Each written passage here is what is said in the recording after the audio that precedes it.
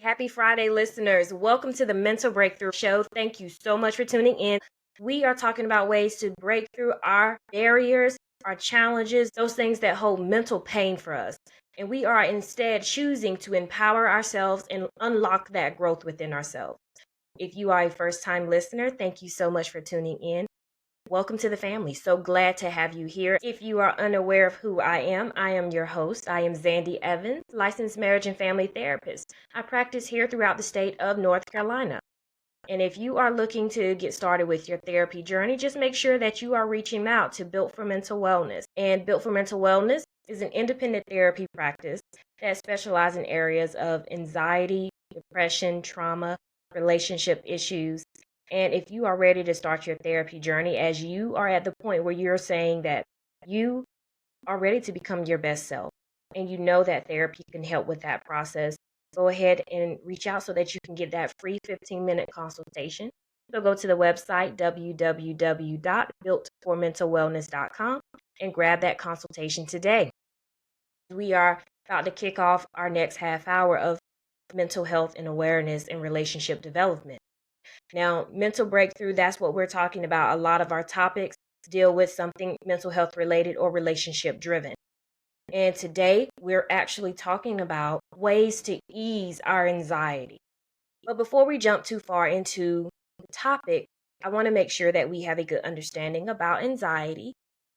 Now, I will give you a few different symptoms that may coincide with feelings of anxiety, but by no means is this a complete list of everything of what anxiety actually entails. But it does give you a little bit of a better understanding of, well, if I'm experiencing these things, maybe this means that there's something happening within myself, within my body, that is cueing me in that I'm feeling some anxious.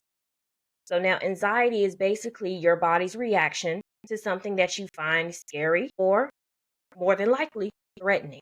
And remember that threatening things does not have to be that it's some type of bodily injury. It could literally just be that it's pushing on some of your boundaries. Be that your physical boundary, intellectual boundary, emotional time, or some other type of boundary that's being crossed or threatened. And more than likely in life, we definitely have things that happen that makes our anxiety go a little bit more in overdrive. And that can occasionally be normal. But just kind of keep in mind for yourself that if you notice that your body's reacting to something that you find scary or you find threatening to any of your boundary types, and it's happening pretty frequent for you, or it's happening in a very intense way, that it could impact the quality of how you're living your day-to-day life. Now, some of the symptoms that we often see with anxiety here in the clinical world is that we will see someone that really struggles to be able to control their worry. So that feeling of stress, that feeling of building tension or edginess that's within you. And whenever there's issues or potential issues that could happen, you're constantly recognizing that you're thinking a lot about those things. It's causing you stress. It could be interrupting your sleep because you go to sleep with the worry on your mind. You wake up in the middle of the night and you're thinking about the things that bother you.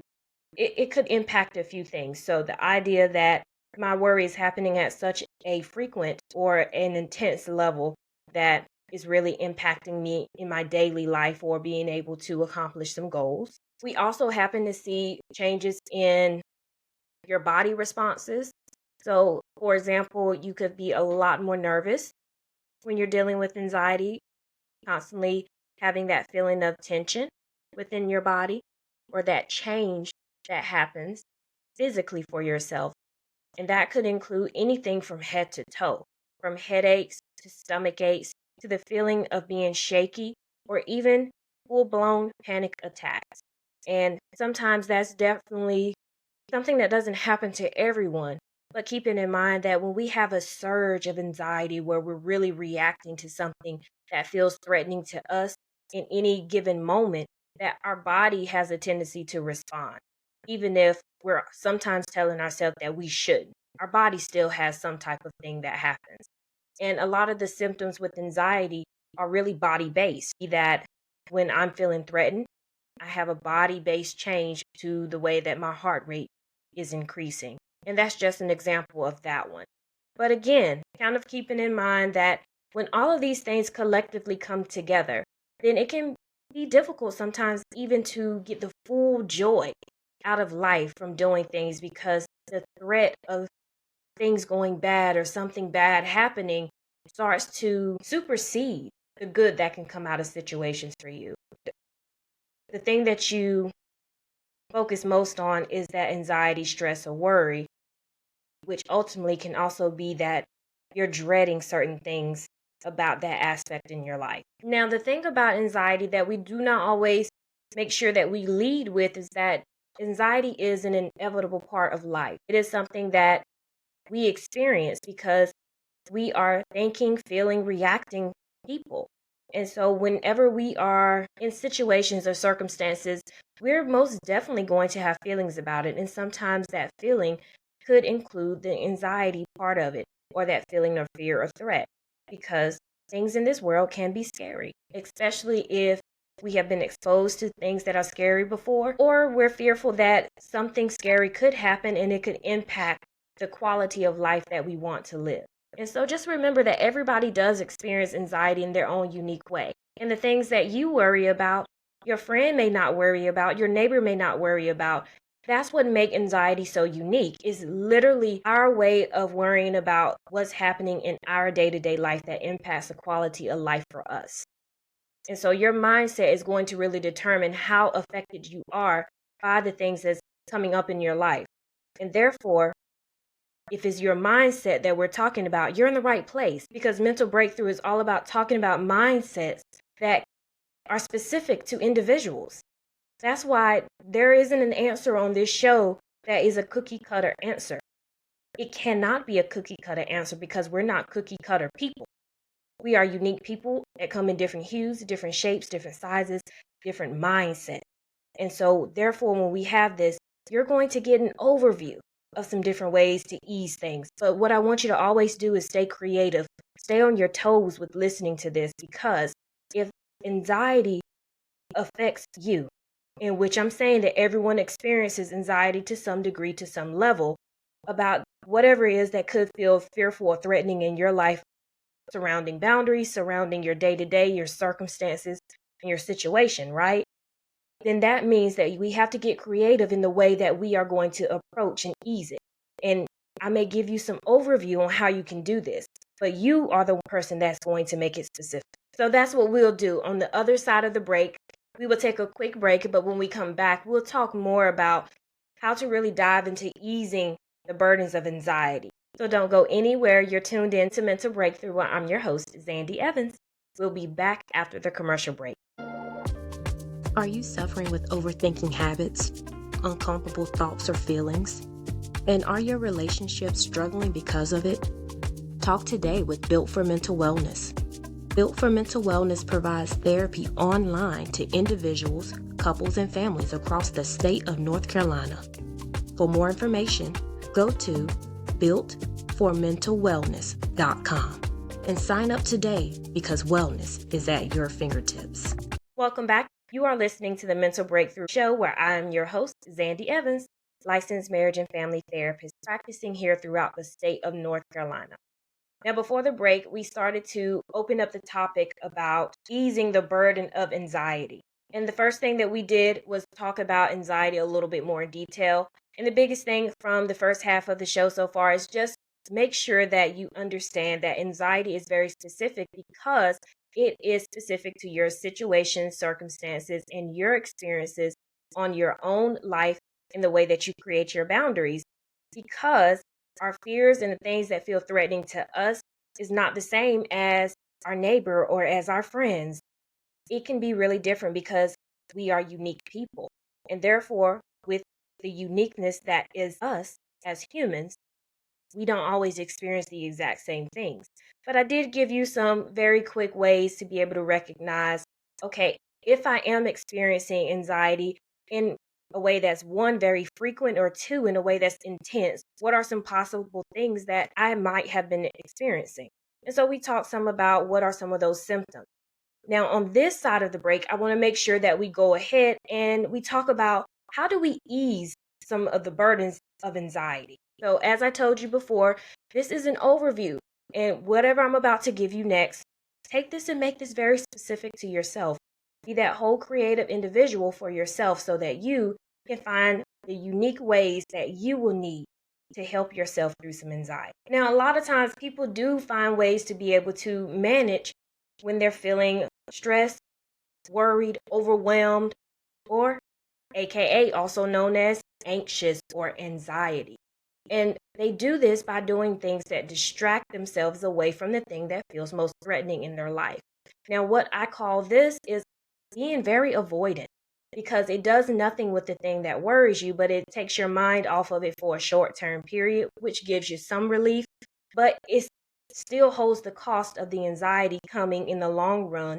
And then it makes the thing that you're afraid of even bigger in your mind, which creates this really vicious cycle that keeps you in a space that you have to distract until you can't distract anymore. And when we can't distract away from the thing that is causing us stress, worry, or strain, then it pops up in our life even larger and bigger than it was before. So we don't want to fall into any type of avoidant type of pattern of dealing with the things that are stressful for us or that cause anxiety. So instead, definitely, number one, I will always throw out, let's look at therapy for you, specifically to get some things to help you in whatever the arena is that you're dealing with anxiousness. But there are self help things that you can do along the way to be able to manage some of the things that you're feeling. So, just starting out with when you are anxious, are you breathing? That's one of the basic ways to relax and to help yourself recognize and become better aware of things that feel threatening to you. And then start to slowly give yourself the awareness to do something about it. And just telling yourself to breathe through this can be so helpful. So just first thing, keep in mind that when things are stressful, make a habit of ensuring that you breathe. Take a couple deep breaths, work to relax your muscles from a place of tension to a place of relaxation, and just be really mindful of what are the things that's going on in your environment. What are the things that is causing this sudden change in your body? Because again, remember, I was saying a lot of the anxiety that individuals might feel are very body reactionary types of experiences. And therefore, the better aware you are of these body experiences also can be the difference of how you help yourself relax through it instead of feeling held captive by it. Now, there are other wonderful ways to be able to help yourself manage some anxiety and ease that burden by getting into a regular routine schedule of exercising to balance out. If you're working more than you're enjoying life, then you have to balance that out because that somehow is threatening something, some type of boundary in your life, be that time, be that emotional boundary, physical boundary. You have to find ways to find your happy medium. And sometimes that requires a lifestyle change because we don't always know everything that contributes to what makes us anxious. But sometimes when we start to put more helpful practices day to day in our life, even if it's something small, like reducing any type of substance use in your life, that could be something that would help you become more aware and confront your anxiety in a way that allows you to recognize ways to ease that burden. And a lot of times, what we also do is try to run away from the thing that is provoking the anxiety in us or the worry within us. And sometimes, if we just are mindful enough where we sit down and we're really reflective and we allow the thing that feels scary in, we will start to see what's really important to us. And recognizing the things that you value is a huge way to be able to take that first step in easing your anxiety. Because let's say, for example, even with the breakthrough family right now that's listening, a common thing that we might hold anxiety about is money. But money is just another way of saying a resource or another way of saying some type of security. So which is it that's most important to you? That you need access to resources or that we need security or a combination of both? Now, the reason that this is important is because if you can start to identify other resources that is not always monetary, but hold similar value. And this is where we get creative in some of our thinking. Like a resource is the love of my family. Being able to know that my family is right there with me and I have support. Another example is security, the security of employment. I may not have all that I need from the job from which I'm employed with. However, it's a start. I have something stable and I can start to move to the next level just by having some foundation where I'm starting and some foothold from which to start to make movement. Then you are moving yourself towards confronting that anxiety, but also easing its burden. Because then you also recognize what's most important to you and how you would like to lay the foundation for resources, lay that foundation for security. And it might not be today, but guess what? It's a step. It's a small step because now you know something today that you didn't recognize yesterday, and now it can feel different internally for you by knowing that and by allowing yourself to have a plan on how you're going to lay that foundation. Another thing that you want to make sure that you really consider as far as easing the burden of anxiety is creating a good habit. If the things that cause you anxiety is causing you to experience symptoms that are intense and are frequent, that means you now have built some type of habit that is supporting the symptoms to continue. So let me repeat that for you. You have somehow created a habit that keeps you in the anxiety and is feeding on itself. So what you are going to do to ease this burden of anxiety is figure out what is feeding your anxiety. And you're going to find a way to build a better habit surrounding it. Now, the reason I say building a better habit is because anxiety thrives in chaos, it thrives in being unpredictable. And when we don't know what to expect, we often stay on high alert, thinking of so many different scenarios to ensure that we have control over what could or possibly might happen. But the science behind building a good habit is that routines actually reduce the fatigue that's surrounding decision making. And you allow yourself to move away from being in that place where I have to constantly feel like I'm surviving and I have to know exactly what will happen within every scenario. So the more structure that we have, the more energy you're freeing up emotionally to allow yourself to build this habit that is going to help you ease the burden of anxiety. So build into your schedule one small thing that's going to help calm something down. Whether every morning you wake up and you take 15 minutes to do intentional stretching your body, easing the tension before you even get started with your day. Making sure that you have a consistent meal. Breakfast is the most important meal of the day, so they say. So let's start with a consistent breakfast. You want your nervous system to anticipate the safety of these good habits that you put into your schedule, which the predictability of it helps lower that cortisol, which is your stress hormone. And for those individuals that have this healthy behavior and they repeat this daily, they're feeling less mental distress over time than someone who does this sporadically. And so therefore, consistency is always going to be the key whenever we're talking about anything mental health related, because anytime we want to make a growth change or something that's going to be proactive, then we're working to be able to do something in a consistent manner so that it's helpful to us in the long run. The best way to work to really set a new habit is going to be to anchor whatever it is that the new habit is that's going to help you ease that burden of anxiety, is to attach it to something that you're already doing.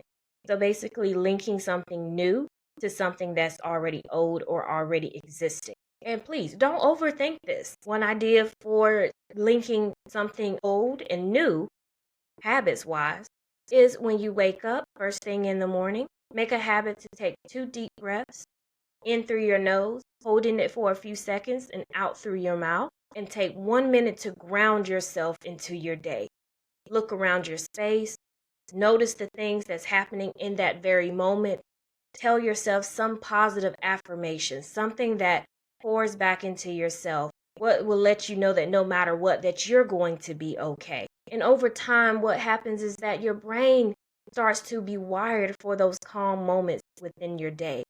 that morning kickoff, and no added thought is needed. And then comes the best part, the reward.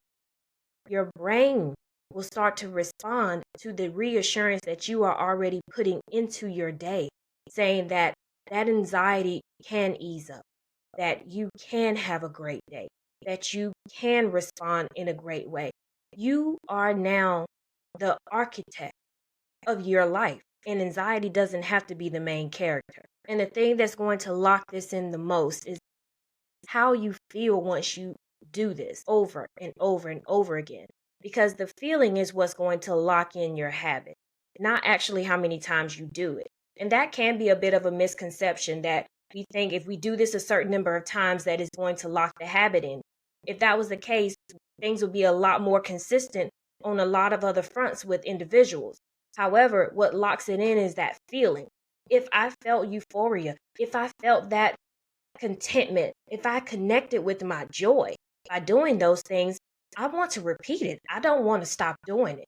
And that's what you're looking to do. You're working to ease in additional feelings that's not just uncomfortable into your world.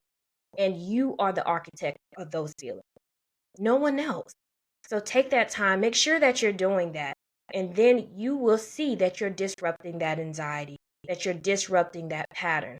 Now, we'll talk about when we come back if we need to hit a reset when you notice that somehow I've gotten myself out of the pattern of easing my anxiety. How can you get yourself back into it? And so when we come back, we'll talk briefly about that. But don't go anywhere. You're listening to Mental Breakthrough, where I'm your host, Zandy Evans. We'll be back after the commercial break. Here's your mental health moment of the week. Shift your what if from that fear to a place of possibility. Because when stress rises, your mind is often jumping to the worst case scenario.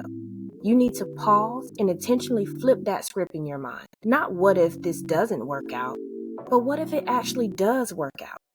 Making small mindset shifts will help calm your nervous system and opens the door to having a clearer thought process that helps you to have better problem solving. So let's start unlocking that possibility and that hope, not worrying about the negative side of what if, but looking forward to the possibility and the hope of it. This has been your mental health tip of the week.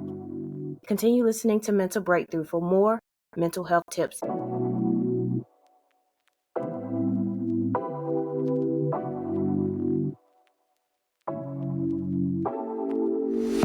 Take it away, feeling too good to me. Chilling all day, all in your space is where I wanna be. Here in this room, what did you do? I just can't get enough. Too caught up in your love. I've been trying to forget, but you won't let me. Something in my brain wants you. I've been hanging by myself, asking for help, but nothing seems to work on you. Yeah, you always make me feel like home. Yeah, you never leave my thoughts alone. Yeah, you're the reason I'm going out my mind. I just can't stop thinking about you.